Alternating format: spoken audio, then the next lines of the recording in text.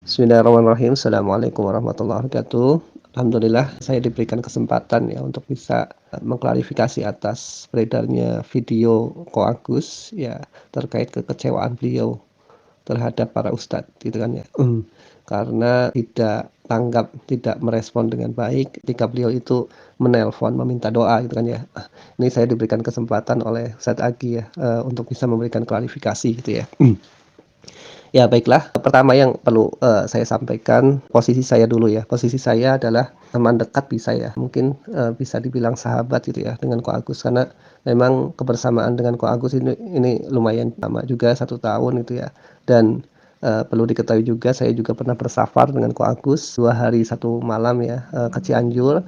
Di sana sebelum ini ya, sebelum adanya bencana gempa itu kalau teman-teman melihat video-video ke belakang itu ada saya juga ya di situ. Itu kita mengunjungi daerah Ciranjang itu ya, untuk bisa melihat bagaimana sih kristenisasi di sana itu ya. Reportase lah judulnya ya. Itu terus selanjutnya yang intens bertemu ya maksudnya, berhubungan dengan Ko Agus itu sekitar 6 bulan gitu ya. Dan saat ini pun saya hampir tiap hari lah ya ke rumah Ko Agus ya, memberikan motivasi, semangat untuk kesembuhan beliau gitu ya, dan juga ya sedikit-sedikit ya menguruslah, beliau gitu ya. Jadi minimal tahu banyak, terkait tentang, Ko Agus gitu ya. Ya, yang kedua selanjutnya adalah perlu diketahui juga bahwasanya Ko Agus ini bukan hanya sekedar sakit biasa ya, sakitnya mungkin bisa jadi komplikasi gitu ya, itu. Yang pertama kita, ketahui bersama bahwasanya Ko Agus itu kena jantung gitu ya, bisa dilihat, kemarin juga sudah melakukan operasi ya, kalau tidak percaya silakan datang saja klarifikasi ke Ko Agus gitu ya, bagaimana prosesi dan data-data itu semua ada gitu ya, terkait tentang tindakan operasi jantung tersebut itu kan ya. Bahkan kalau misalkan, teman-teman datang ke sana pengen lihat, coba dibuka ya bajunya, itu ada belahan di dadanya itu ya, itu bekas operasi jantung gitu ya. Lalu yang kedua, nampaknya Pak Agus juga mengalami kondisi yang tidak biasa ya. Kalau emosi memang meledak-ledak gitu ya, baik itu ketika marah maupun ketika sedih gitu ya. Ketika marah itu wah bisa dahsyat itu marahnya ya. Lalu ketika sedih itu sangat sedih sekali, sangat terenyuh, gampang tersentuh hatinya itu ya. Itu, kalau misalkan teman-teman membersamai Ko Agus itu, pasti akan bisa melihat sendiri gitu ya, bagaimana reaksi Ko Agus ya ketika ada orang yang menghina itu ya, terkait apa ya, yang dirasa apa ya, membuat Ko Agus marah pasti beliau meledak-ledak pengen ini gitu ya. Itu memang karakter ya. Terus yang, kalau misalkan sedih, memang benar-benar sedih, gampang nangisnya itu ya, Ko Agus itu gampang nangisnya, itu. Itu yang kedua ya. Yang ketiga, baru kita masuk klarifikasi video, terkait kekecewaan, beliau terhadap para ustadz ya. Nah tadi sudah dijelaskan posisi Ko Agus ya, itu kondisinya sakit ya, itu komplikasi itu ya, jantung, lalu emosi sulit dikendalikan ya. Yang ketiga adalah stroke yang baru-baru saja terjadi 2 minggu yang lalu gitu kan ya. Setelah kejadian stroke itu ditambah lagi sakitnya gitu ya. Sakitnya adalah badan itu terasa kalau dibilang kayak semutan ya, kesemutan atau kebas ya. Dan itu kadangkala mengalami kram. Pada waktu 3 hari yang lalu gitu ya, Ko Agus itu kramnya intensitasnya sangat tinggi gitu ya. Ya mungkin 10 menit, 15 menit itu terjadi kram itu ya. Itu sangat menyakitkan sekali bagi Ko Agus itu ya. Gitu. Dari pulang pulang dari rumah sakit ke rumah gitu ya. Mungkin ada sekitar 4 sampai 5 hari ya di rumah itu sulit untuk bisa tidur gitu ya. Itu sangat, menyiksa istilahnya malah, menyiksa Ko Agus itu. Nah ini yang menyebabkan Ko Agus itu mencoba untuk meredakan sakit tersebut ya, dengan apa, dengan menelpon para ustadz memberikan doa ruqyah itu ya, doa ruqyah. Nah ini menjadi tenang ketika, diruqyah. Bahkan ketika saya ngaji di dekatnya saja itu ya, bukan dengan ayat-ayat ruqyah, dengan ayat-ayat biasa itu ya. Itu Masya Allah gitu ya.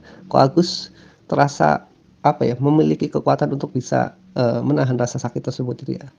Lebih tenang, tidak gampang emosi, tidak marah, itu Masya Allah ya. Perkembangan sangat bagus ketika kita apa ya, berikan ketenangan dengan membacakan ayat-ayat, Al-Qur'an gitu ya. Ini yang diharapkan oleh Ko Agus gitu ya, dengan menelpon para ustadz gitu ya. Ini perlu diketahui, karena memang kondisinya seperti itu, lagi kesakitan ya, itu dan itu terjadi di malam hari. Kita pun perlu tabayun ke ustadz-ustadz ya, termasuk saya juga ke Ustadz Agi itu, ternyata memang nelponnya malam-malam gitu kan ya. Nelponnya itu jam 1, jam 3 terus ditelepon terus itu yang berkali-kali berulang-ulang itu. Sehingga, Ustadz Aki juga minta tolong ke saya, minta klarifikasi, minta, beberapa hal ya untuk bisa dijelaskan di sini, itu ya. Itu yang ketiga ya. Selanjutnya yang keempat adalah, Ko Agus menelpon pendeta untuk bisa membandingkan ya, mengkomparasi bagaimana, respon pendeta terhadap sakitnya Ko Agus. Ya mungkin kita juga harus husnuzon juga terhadap Ko Agus itu ya.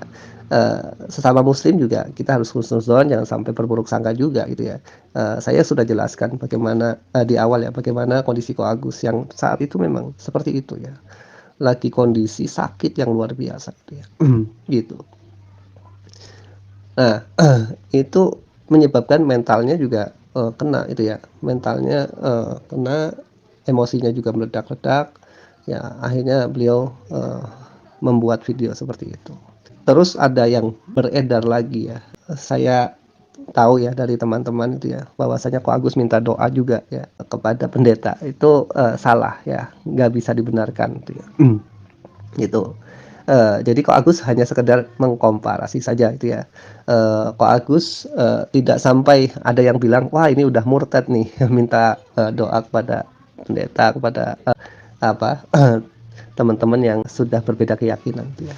Enggak sama sekali ya, Ko Agus enggak meminta doa, hanya sekedar mengklarifikasi saja itu ya, mengkomparasi saja ya, antara pendeta dengan para ustadz itu. Bukan mengecewakan, bukan mengecewakan secara umum ya, kaum muslimin secara umum ya, bukan, kaum muslimin secara umum itu bukan mengecewakan Ko Agus ya. Pada video itu hanya para ustadz yang dikenal Ko Agus dan ditelepon oleh Ko Agus. Sebenarnya Ko Agus sudah banyak ya dikunjungi oleh, para ustadz ya atau asatidz.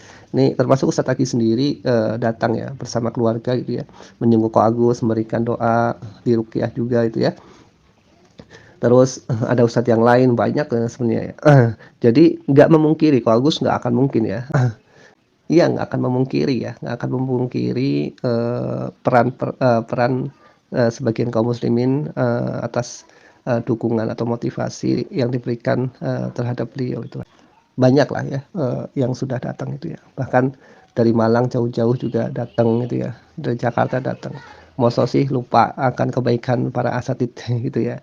Ini hanya terkait terkait tentang doa saja ya, bukan terkait tentang yang lain itu ya. Ko Agus, memang sedikit menyinggung, gimana sih, dimintain doa saja nggak pada bisa itu ya, apalagi dimintain donasi kayak gitu ya.